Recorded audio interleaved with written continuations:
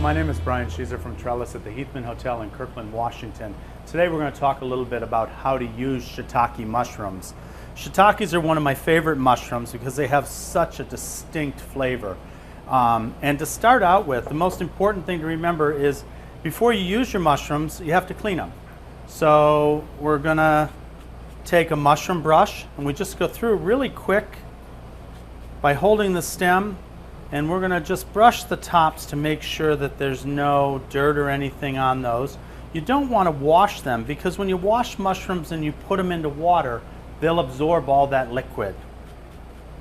One of my favorite ways to use them is after we clean them, we're going to cut the stems off, and I'm going to put them in a saute pan.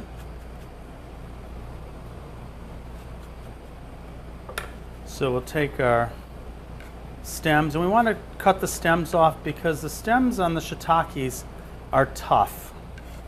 You can save them if you're making soup or broth. You can infuse them into the broth. So we'll just take these, take our stems off.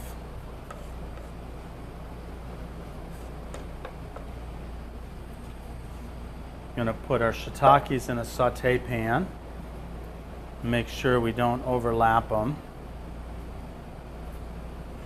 I'm going to sprinkle them with a little bit of fresh herbs, some salt,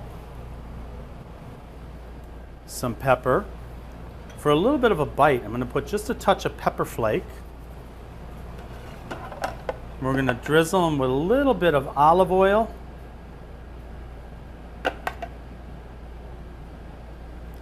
And then I'm going to roast them in a 350-degree oven for about 10 to 12 minutes.